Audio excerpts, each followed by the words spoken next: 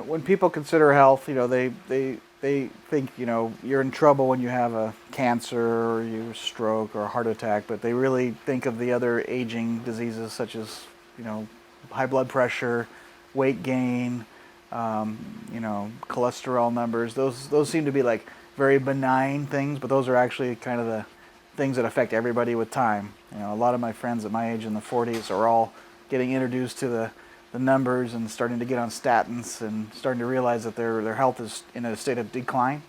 And, they haven't gotten the panic yet. They haven't had their first bad diagnosis. And that's what I found out with this lifestyle is that, all those problems go away almost immediately. But most people won't even begin to focus on them until someone says, you have cancer. Whoa, all of a sudden everything stops. But most of my friends and my peers all have some other disease that's already showing up on the radar, but they haven't done anything about it yet. And that's what I think's interesting about this whole diet and lifestyle change is that those problems become non-issue, and you start focusing on just basically removing all the anti-aging effects and reversing the clock 10, 15 years, which is pretty amazing for most people.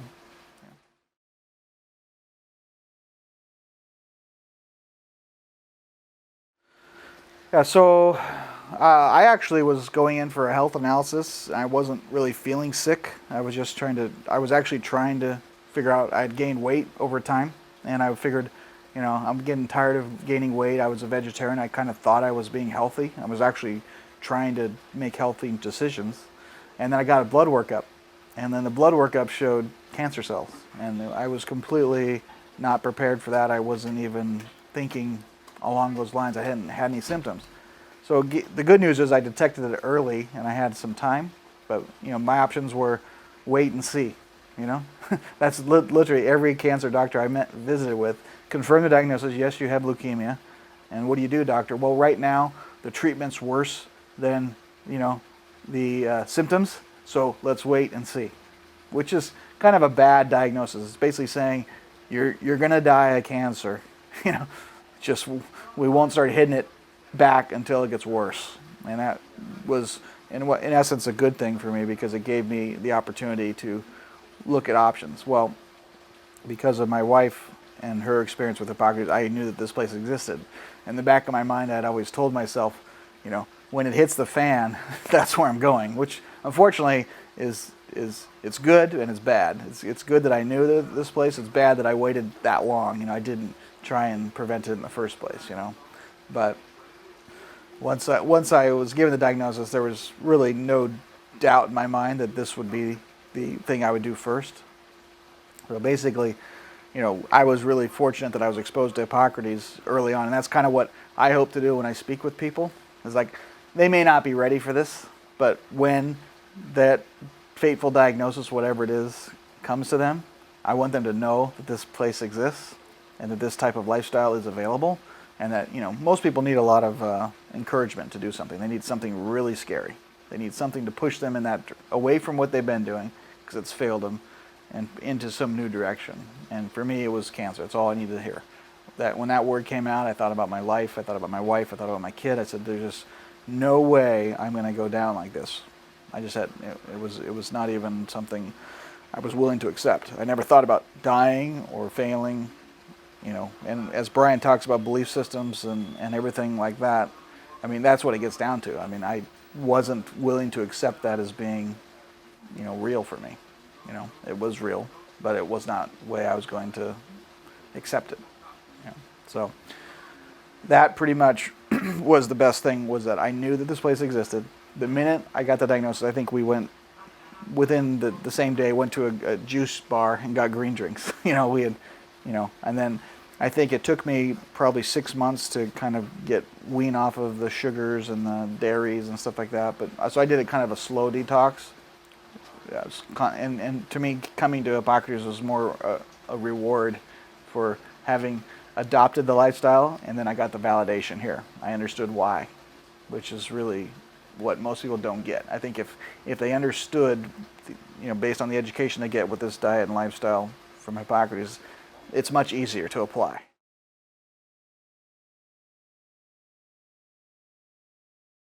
Well, yeah, within the first year, I mean, my numbers were going up, and then they kind of started going back down. So I wouldn't say I'm completely without, clouds in the sky, but the trend has completely reversed itself, and it's stable, and it's been stable. So they call that remission. Basically, it's like my motor runs, it's high performance, it could burn oil, but you got to make sure you have your oils topped off before you go into a race. I look at it that way. It's not. I'm not guaranteed of if I go back to my old lifestyle that I wouldn't have a problem, nor would I go back knowing what I know. But yeah, I've achieved remission, and I've basically been able to keep myself in a much healthier state as a result of it. Like I said, I could barely run 2 miles before. Now I've completed 2 marathons.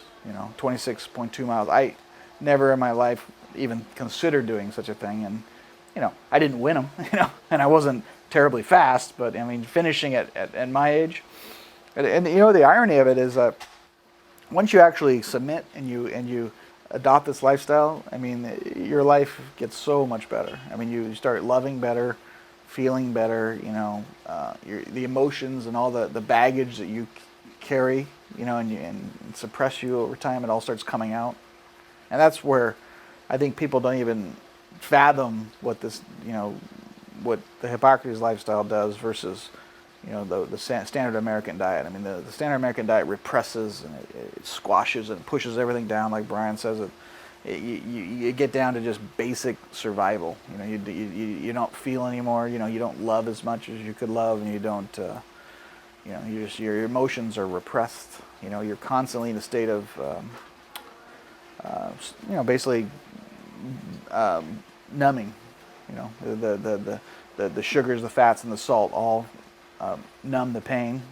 And I didn't have a bad life. I mean, I've had my share of struggles like everybody, but I never really had a bad upbringing or anything like that. But you repress everything, whether it's just failures or the inability to love, and I don't know. It's definitely been an improvement. I mean, on every single level. I mean, I feel like I'm a new human being in a sense.